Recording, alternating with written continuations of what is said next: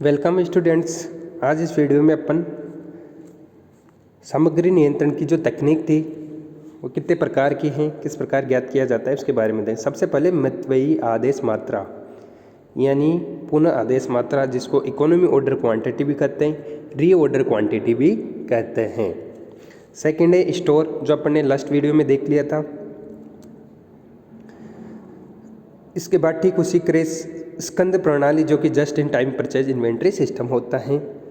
निरंतर स्टॉक सूची प्रणाली, ABC मेथड हैं, VED मेथड हैं, टर्नओवर रेशो हैं, FSNDL क्लासिफिकेशन ऑफ मेथड है।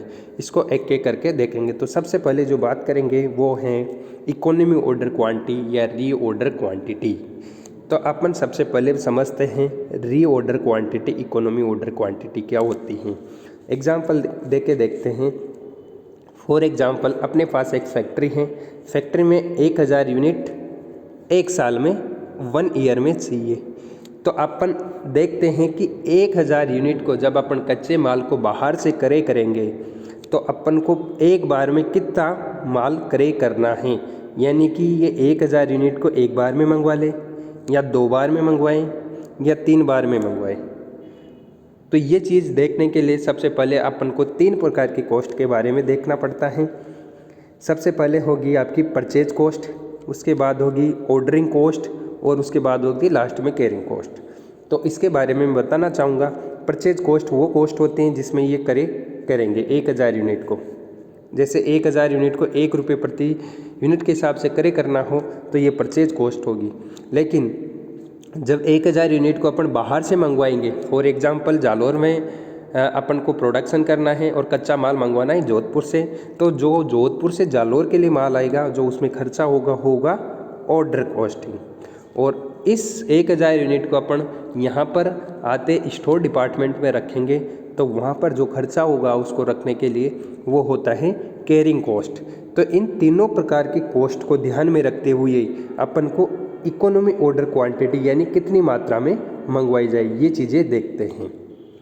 तो अपन देखेंगे कि अगर एक बार में मंगवा ले और ये दोनों चीज़ कम है, ठीक है, स्टोर कर सकते हैं, कोई दिक्कत नहीं आ रही, तो टोटल कॉस्ट अपन ज्ञात करेंगे तो फिर अपन मंगवा लेंगे। अगर 2 बार ऑर्डर करना होगा तो 500 यूनिट की 2 बार करने हैं तो ऑर्डर कॉस्ट बढ़ जाएगी और कैरिंग कॉस्ट कम हो जाएगी और परचेज कॉस्ट सेम रहेगी। तो आपको जो ऑर्डर कॉस्ट और कैरिंग कॉस्ट है इसको मद्देनज़र रखते हुए आपको इकोनॉमी ऑर्डर क्वांटिटी या कितनी मात्रा में अपन को रीऑर्डर देना है, ठीक है। तो ये होता है आपका रीऑर्डर क्वांटिटी।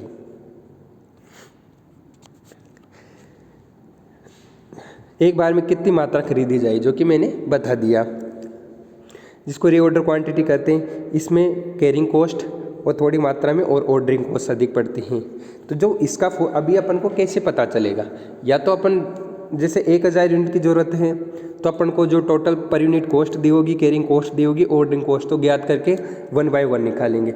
या फिर एक फॉर्मूला है EOQ का, उसको अपन डायरेक्ट फॉर्मूले में मान रखेंगे तो अपने पास एग्जैक्ट यूनिट आ जाएगी। इतनी यूनिट आपको एक बार में मंगवानी है। जितने भी यूनिट अपन इस फॉर्मूले के आधार पे है उतनी यूनिट मंगवाएंगे तो जो कैरिंग कॉस्ट होगी और ऑर्डरिंग कॉस्ट होगी वो कम होगी और जो टोटल कॉस्ट मिलेगी अपन को कम मिलेगी। और जब अपन ने जो मेन अपन चैप्टर पढ़ रहे हैं वो यही है कि मटेरियल की कॉस्ट को कंट्रोल कैसे किया जाए। तो अपन सबसे पहले देखेंगे इसका फॉर्मूला। EOQ बराबर इसमें आता है, इसका फॉर्मूला अपन ने शॉर्ट में दे रखा है एनुअल यूजेज यूनिट, यानी एक साल में कितनी यूनिट चाहिए। तो इसका अपन शॉर्ट में क्या करते हैं ए मीन्स एनुअल यूजेज, यानी एक साल में कितनी यूनिट की ज़रूरत पड़ेगी। उसके बाद है ओ मीन्स है ऑर्डरिंग कॉस्ट कितनी होगी, ठीक है।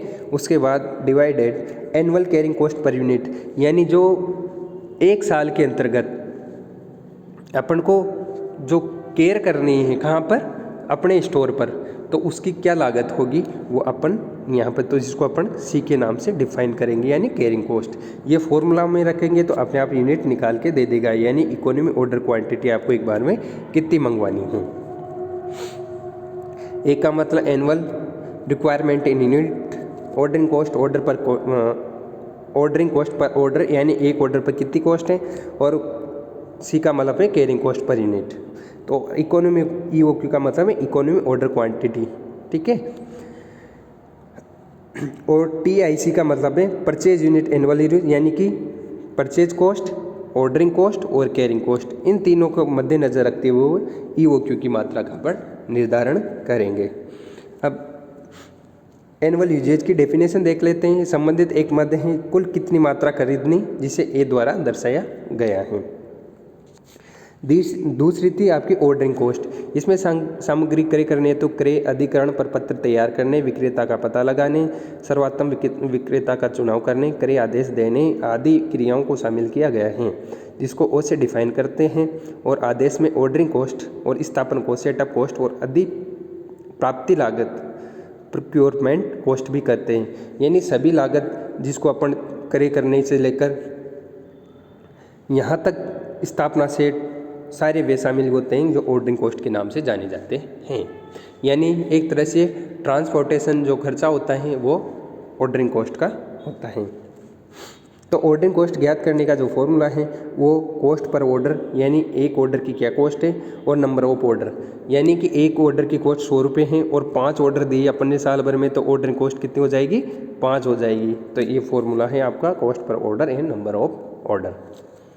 नंबर ऑफ ऑर्डर कैसे निकालेंगे, नंबर ऑफ ऑर्डर नहीं दिए हुए तो एनुअल जो रिक्वायरमेंट है, यानी कि ए जो अपन ने देखा था उसमें EOQ का भाग दे देंगे, यानी टोटल एक साल में कितनी चाहिए और एक बार में कितनी मंगवानी है, तो नंबर ऑफ ऑर्डर आ जाएंगे।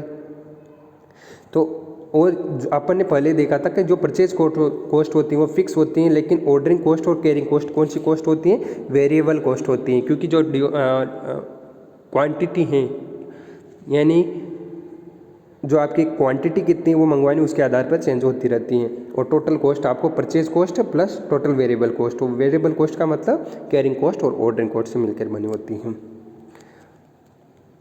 होल्डिंग कॉस्ट या कैरिंग कॉस्ट, इसमें सिर्फ इसको सी से डिफाइन किया है। सामग्री प्राप्त होने के पश्चात, यानी कि जो सामग्री आपको प्राप्त हो जाएगी कहाँ पे, स्टोर में, और बिक्री हो जाने तक सामग्री संग्रहालय में रखी जाती हैं, तो उसका खर्चा होता है। जैसे कि फॉर एग्जांपल आपका किराया हो गया, जैसे किसी भवन में रखा है, उसके बाद वो जो पूंजी खरीदी, पूंजी का ब्याज है, जैसे उधार लेके आपने माल मंगवाया है, भंडार गृह का बीमा, इंश्योरेंस हो गया, माल का सिकुड़ना, चोरी होना, डेप्रिसिएशन होना, अप्रचलन में आना आदि सभी जो खर्चे होते हैं वो कैरिंग कॉस्ट के नाम से ही जाने जाते हैं। प्राय इन्हें वार्षिक औसत के रूप में जाना जाता है। यानी कि आपके पास जो प्राप्त होगी मटेरियल, वो जितना भी खर्चा होगा स्टोर में आने के बाद उसको साफ़ सफाई करना, उसको एक जगह रखना, कुछ माल ऐसे होते हैं कि आप हर एक महीने में आपको चेक करने होते हैं, तो जितने भी खर्चे हैं, गोदाम का किराया, इंश्योरेंस, वो सारे खर्चे किस में आएंगे, आपके कैरिंग कॉस्ट में आएंगे। यानी एक तरह से उस माल की सेफ्टी के लिए जो सारे खर्चे होते हैं वो कैरिंग कॉस्ट के अंतर्गत आते हैं। तो इसका जो फॉर्मूला होगा EOQ, यानी इकोनॉमी ऑर्डर क्वांटिटी, एक बार में कितनी क्वांटिटी मंगवाए, डिवाइडेड 2 इंटू रेट आपको दी होगी। जैसे इंश्योरेंस की कॉस्ट ऑफ कैपिटल, पूंजी पर ब्याज वाली, तो वो दे तो रेट से मल्टीप्लाई कर लेंगे आप, तो आपको कैरिंग कॉस्ट आ जाएगी। और टोटल कॉस्ट ज्ञात करने के लिए आपको परचेज कॉस्ट, ऑर्डरिंग कॉस्ट और कैरिंग कॉस्ट आपको ज्ञात करनी पड़ेगी। फॉर एग्जाम्पल देख लेते हैं अपन। Find out the EOQ and number of order of the placed during the year following information। यानी कि इसको छोड़ो, आप सबसे पहले एनुअल कंज्यूमशन आपको 120 इकाइयाँ एक व्यवसाय में चाहिए, ठीक है। और जो क्रय करने के आदेश हैं एक बार में, वो है आपका 20 रुपये। यानी एक बार अपन ऑर्डर देंगे तो ऑर्डर कॉस्ट 20 रुपये पर ऑर्डर हो जाएगी, और प्रति यूनिट लागतें यानी 100 रुपये एक यूनिट की हैं। गोदाम वहन और सामग्री की प्रतिशत कितनी है, 12%। किस में है, औसत सामग्री यानी मटेरियल पर, जो आपकी 100 रुपये हैं। तो आपका वही फॉर्मूला था, EOQ बराबर annual usage, order cost, annual carry cost per unit. तो सबसे पहले आपको 2 इंटू आपके पास फॉर्मूला था annual cost, ordering cost divided carrying cost. Ordering cost कितना है, तो आपके 2 मल्टीप्लाई कितना है annual cost, 120 divided ordering cost कितनी है, 20 रुपये पर ऑर्डर।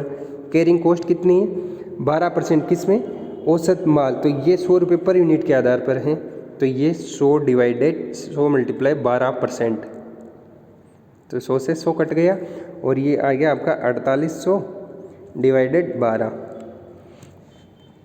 तो 12 से भाग देंगे तो 400 और इसका अंडर रूट निकालेंगे तो 20। तो आपको एक बार में कितनी यूनिट चाहिए, 20 यूनिट चाहिए, यानी कि 120 यूनिट साल भर में चाहिए और एक बार में कितनी चाहिए, 20। तो कितने ऑर्डर हो जाएंगे, एक तरह से इसमें डिवाइड करेंगे तो आपके 6 ऑर्डर हो जाएंगे, यानी कि 6 ऑर्डर देंगे। तो टोटल कॉस्ट भी आप चाहो तो निकाल सकते हो। परचेज कॉस्ट आपके पास आ जाएगी 120 मल्टीप्लाई 100, ऑर्डरिंग कॉस्ट आ जाएगी आपकी 6 × 20 और ये आ जाएगी आपको 20 डिवाइडेड 2 × 100, तो ये 1000।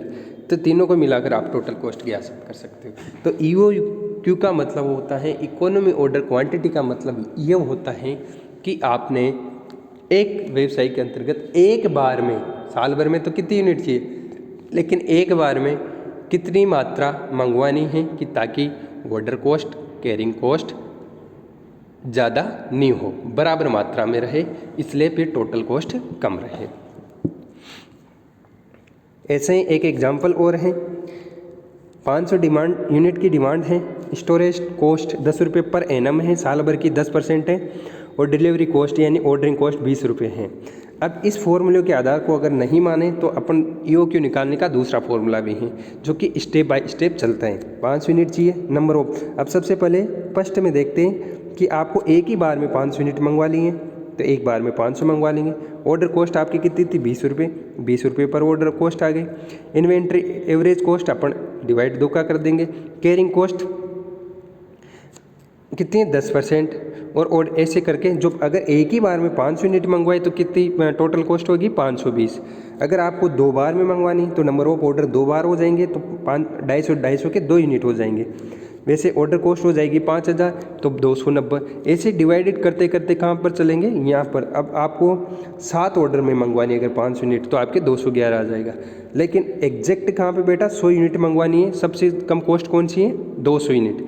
तो आपको 200 यूनिट, 100 यूनिट पर सबसे कम कॉस्ट 200 रुपये आ रही है, यानी कि आपको 100 यूनिट मंगवानी है। अब इसका अपन डायरेक्ट के आधार पे देख लेते हैं। अगर ऐसी आपको सामग्री नहीं बनवानी है, यानी मटेरियल कॉस्ट, कैरिंग कॉस्ट सारा निकालना हो, तो आपको एग्जैक्ट आपको कितनी यूनिट मंगवानी है कि ताकि कैरिंग कॉस्ट और ऑर्डरिंग कॉस्ट कम रहे। तो आपका फॉर्मूला है AO × कैरिंग कॉस्ट, यानी ordering cost annual usage, ordering cost और कैरिंग कॉस्ट, जो कि आपको साफ साफ दिया हुआ है। 2 × 500 यूनिट चाहिए आपको और ऑर्डर कॉस्ट 20 रुपये चाहिए और डिवाइडेड 10% टोटल स्टोरेज यूनिट का, तो 10% ऑफ 20, तो आप आ जाएगी और आपका डायरेक्ट 100 यूनिट आ जाएगी आपकी EOQ। तो अपन इस वीडियो में देखा कि EOQ इकोनॉमी ऑर्डर क्वांटिटी या रीऑर्डर क्वांटिटी क्या होती है। अगले वीडियो में अपन देखेंगे स्टॉक लेवल। Thank you.